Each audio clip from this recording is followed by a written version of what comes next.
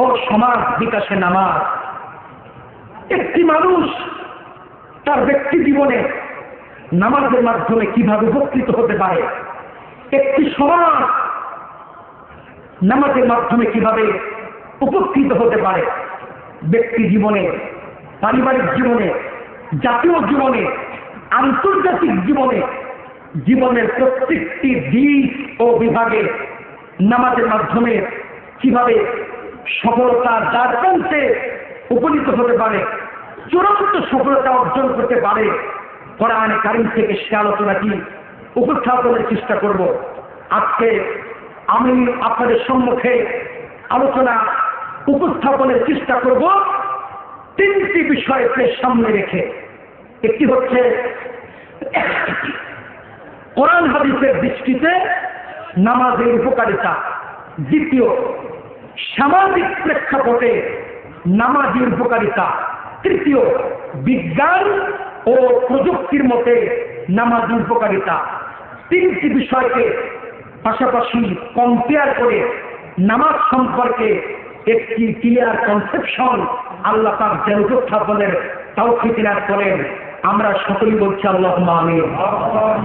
আসুন আলোচনার শুরুতে আল্লাহ পাকের কাছে শয়তান থেকে পানাহ চাই। আসুন আমরা সকলেই পড়ছি। আউযু বিল্লাহি মিনাশ শাইতানির রাজীম। বিসমিল্লাহির রাহমানির রাহিম। ওয়া আকিমিস সালাতা ইন্নাস সালাতা তানহা আনিল ফাহশাই ওয়াল মুনকার ওয়া লাযিকরুল্লাহি আকবার। আল্লাহু ইয়ালামু মা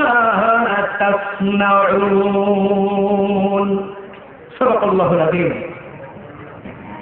তিলাওয়াত কালামের আলোচনা শুরু করার পূর্বে আমরা প্রথমে নামাজ সম্পর্কে পরিচিত হতে চাই। নামাজটি আসলে কি?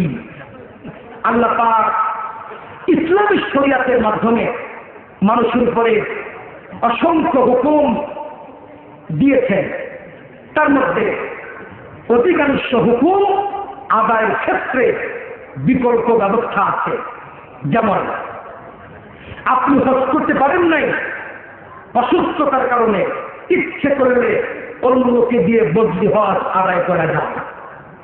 অসুস্থতার কারণে, সফরের কারণে রোজা রাখতে পারেন নাই, সুস্থ হলে রোজা আদায় করা যায়, অথবা রোজার কাফারা আদায় করা যায়।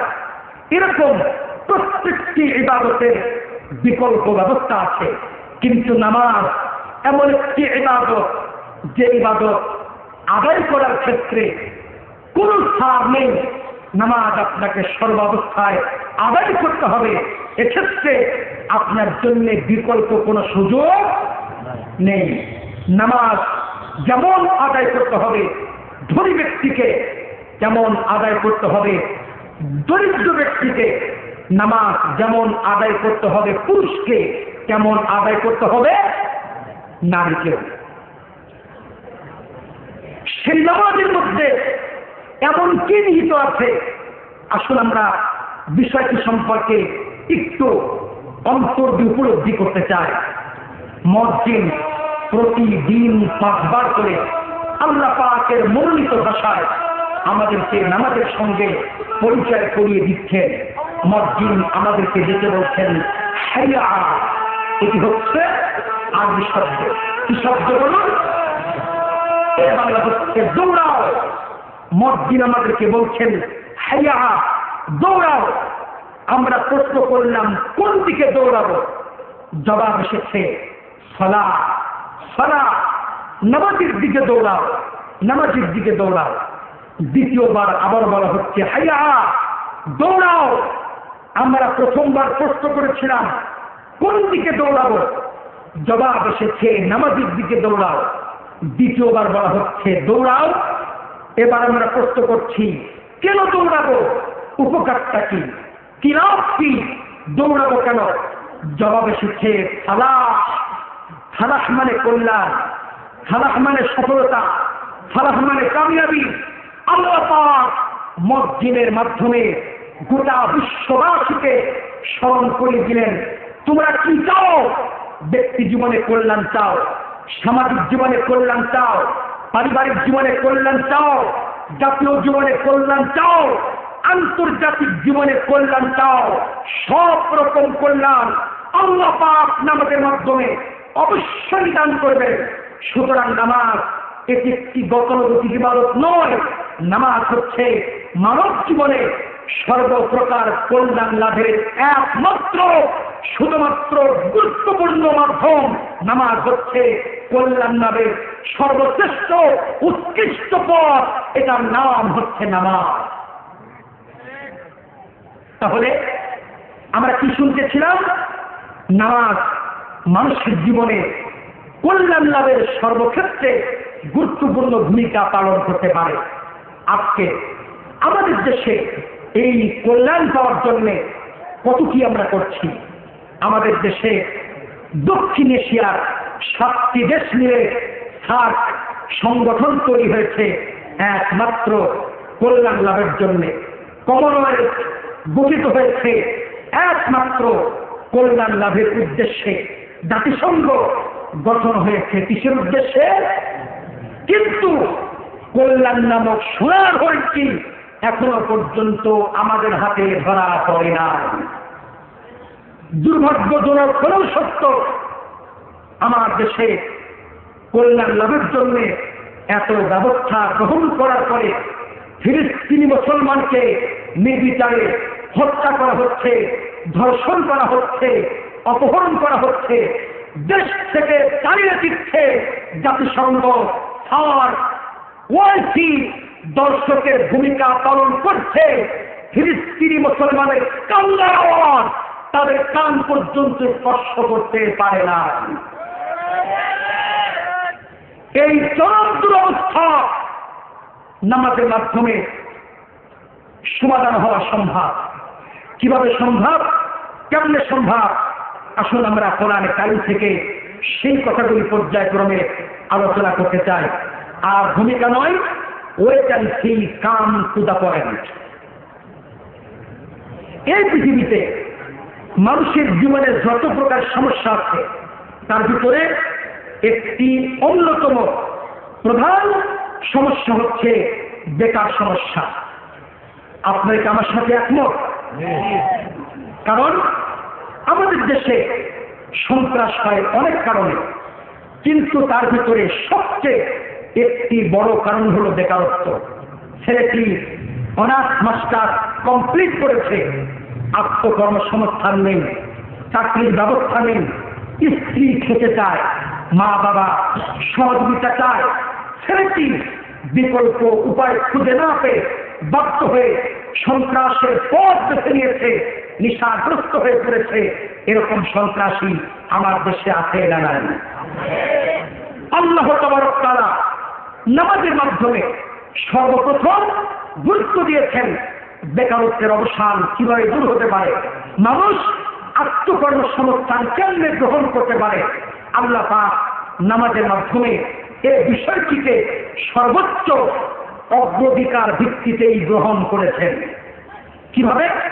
লক্ষ্য করুন, আল্লাহ কোরআনে যতবার নামাজের কথা বলেছেন, আল্লাহ পাক নামাজের পাশে রোজার কথা বলেন নাই, জান্নাত, জাহান্নাম, কবর, মিজান, পুলসিরাত কোন কথা বলেন নাই।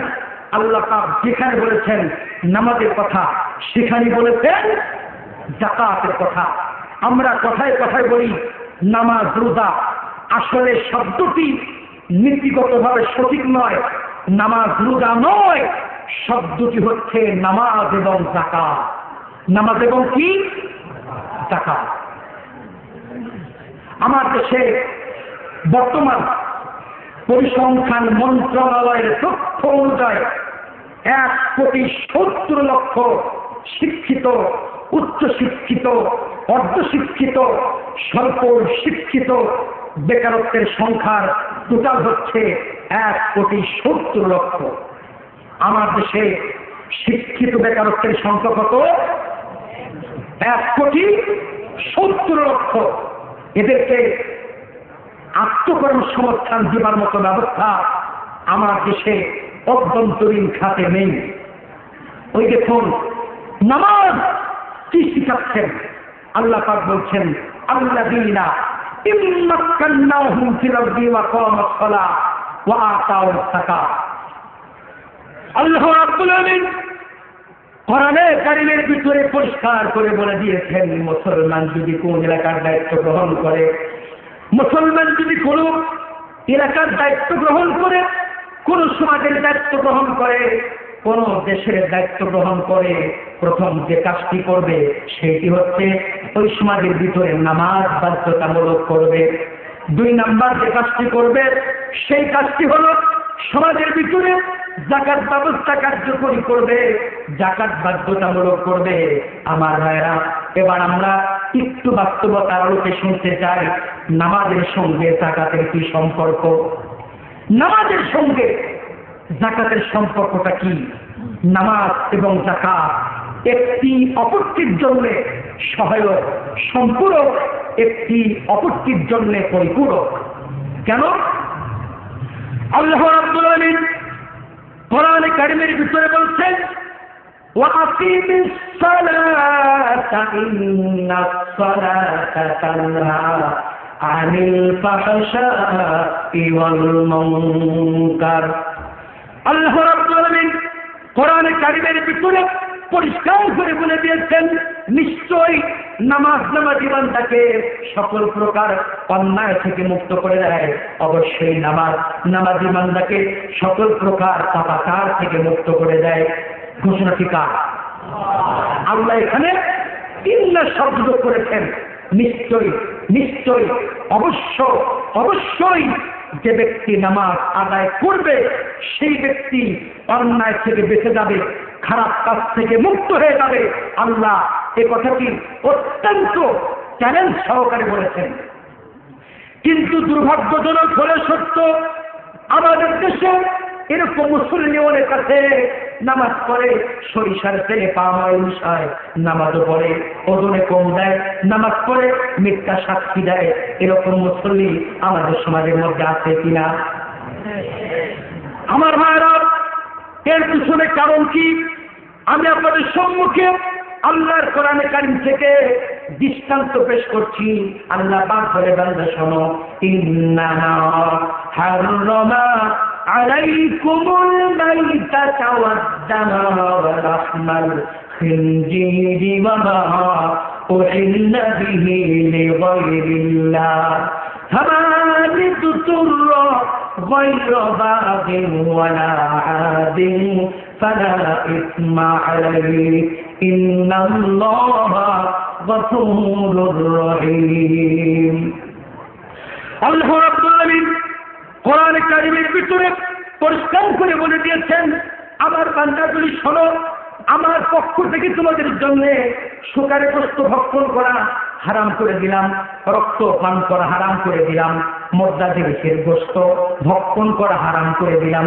হালাল পশুগুলি আল্লাহর নামে জবাই করবে, ওইগুলি আমার পক্ষ থেকে তোমাদের জন্য হালাল করে দিলাম। এরপরে আল্লাহ পাক বলছেন, বান্দা যদি তুমি ক্ষুধার তীব্র যন্ত্রণায় অতিষ্ঠ হয়ে পড়ো, তোমার পান্তা উষ্ঠগত হতে চলেছে, খাবার কোথাও মিলাতে পারছো না, তোমার পরিবার পরিজন কেউ তোমাকে সহযোগিতা করছে না, জীবন বেরিয়ে যাওয়ার উপক্রম হয়েছে, এই চরম দুরবস্থার সম্মুখীন যদি হয়ে যাও, বান্দা শোনো, আমি আল্লাহ তোমাকে আশ্বস্ত করছি, অভয় দিচ্ছি। আল্লাহ পাক বলছেন, এই চরম দুরবস্থায় পড়ে যদি মারাজক গোশত ভক্ষণ করো, শুকরের গোশত ভক্ষণ করো, ফালা ইসমা আলাইহি, আমি আল্লাহ তোমার আমলনামায় গুনাহ রাখবো না। বলুন সুবহানাল্লাহ। কিন্তু আমি জিজ্ঞেস করি, প্রিয় রাজশাহীবাসী, আগামীকালকে যদি আপনাদেরকে ঘোষণা করি সকাল 10টায় মনাগর গোশত ভুনা করে বিরানি রান্না করা হবে, সকলকে দাওয়াত করছি, আপনারা কি আমার দাওয়াতে আসবেন?